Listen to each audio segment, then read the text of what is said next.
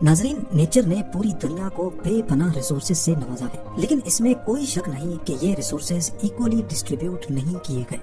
पानी की बात की जाए तो बेशक दुनिया का 75% हिस्सा पानी है, लेकिन ये हम इस्तेमाल नहीं कर सकते। इसमें से जो पानी इस्तेमाल के काबिल है यानी फ्रेश वाटर, वो सिर्फ 3% है। इस 3% में से भी 2.5% ग्लेशियर्स, एटमॉस्फेयर और जमीन के अंदर है। यानी हमारे इस्तेमाल के काबिल जो पानी पीछे बचता है वो है सिर्फ और सिर्फ 0.5%। और ये 0.5% पानी भी दुनिया में इक्वली डिस्ट्रीब्यूट नहीं है।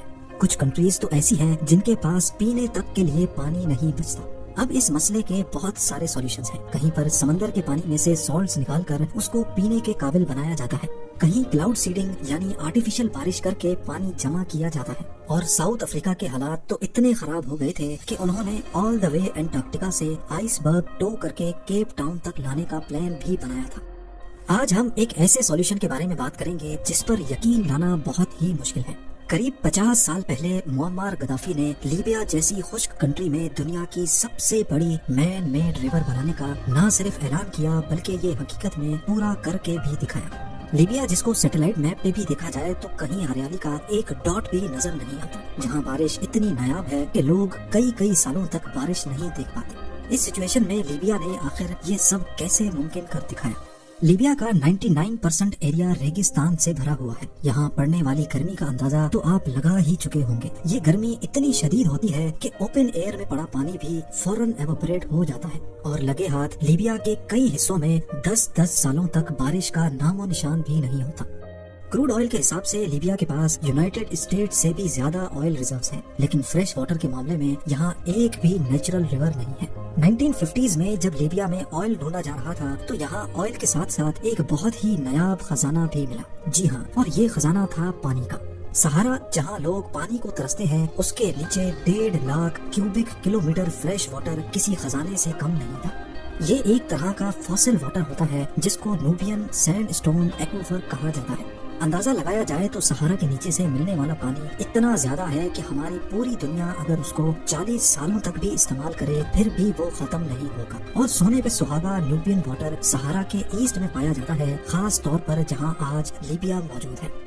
उस वक्त के लीबियन डिक्टेटर मुअम्मर गद्दाफी ये अपॉर्चुनिटी किसी भी सूरत मिस नहीं करना चाहते थे। उनका आइडिया था कि किसी भी तरह से अगर ये पानी निकाल कर इसको लीबिया की तमाम सिटीज तक पहुंचा दिया जाए तो ये लीबिया और सहारा की हिस्ट्री में एक बहुत बड़ा कारनामा होगा। ये प्लान बनाना जितना आसान था उतना ही कॉम्प्लिकेटेड इसको अंजाम तक पहुंचाना था, क्योंकि इनिशियल रिसर्च से मालूम पड़ा कि न्यूबियन वाटर लीबिया के साउथ में पाया जाता है और यहाँ की मेजर सिटीज लीबिया के नॉर्थ यानी मेडिटेरेनियन कोस्ट पे पाई जाती है। ये फासला हरगिज़ कम नहीं था, खास तौर पर एक आर्टिफिशियल रिवर बनाने के लिए। एस्टीमेट लगवाया गया तो मालूम पड़ा कि हर सिटी तक पानी पहुंचाने के लिए इनको 2820 किलोमीटर लंबी रिवर खोदनी पड़ेगी। ये फासला इतना ही है जितना दिल्ली से मुंबई या फिर इस्लामाबाद से कराची तक के 2 चक्कर लगाए जाएं। मुअम्मर गद्दाफी को जब ये एस्टीमेट्स बताए गए तो उन्होंने हिम्मत नहीं हारी, पर एक और मसला आ खड़ा हुआ।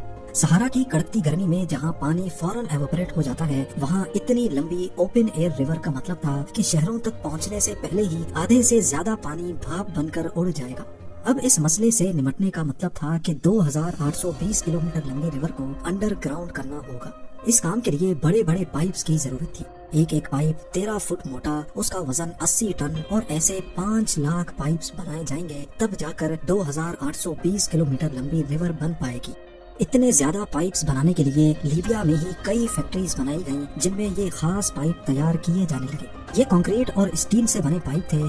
एक पाइप में 8 किलोमीटर स्टील वायर्स इस्तेमाल की गई थी। यानी अगर सारे पाइप्स में यूज होने वाली स्टील वायर्स को सीधा बिछा दिया जाए तो वो अर्थ के गिर्द 100 मरतबा चक्कर लगा सकती हैं। हम बात कर रहे हैं 1980s की, जब मास लेवल पे पाइप्स बनने का काम स्टार्ट हो चुका था। ये पाइप्स कंस्ट्रक्शन साइट पर बड़े बड़े ट्रक्स में लोड होकर पहुंचाए जाने थे, लेकिन मसला ये था कि उस वक्त लीबिया में कोई रोड नेटवर्क भी नहीं था। लिहाजा साउथ कोरियन कंपनी को बुलवाया गया और फेज 1 में 3200 किलोमीटर लंबी रोड बनवाई गई। उसके बाद खुदाई का काम स्टार्ट किया गया, क्योंकि पाइप्स को जमीन के 20 फुट अंदर तक जाना था। इस पूरे प्रोजेक्ट में करीब 3 अरब क्यूबिक फीट रेत और पत्थर खोदे गए थे। यहाँ तक जितना भी काम हुआ था वो इस मेगा प्रोजेक्ट का फेज 1 था, जिसमें 5 अरब डॉलर्स खर्च किए गए।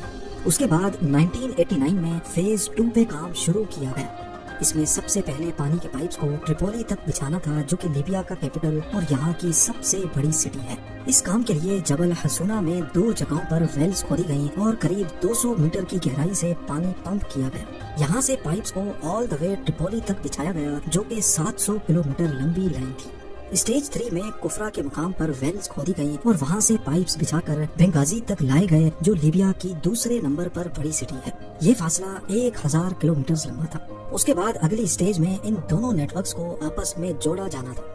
لیبیا کے great man made river project میں 5 بڑے بڑے ریزروائرز بھی بنائے گئے تھے۔ یہ ریزروائرز ایکسس پانی کو اسٹور کرنے کا کام کرتے تھے۔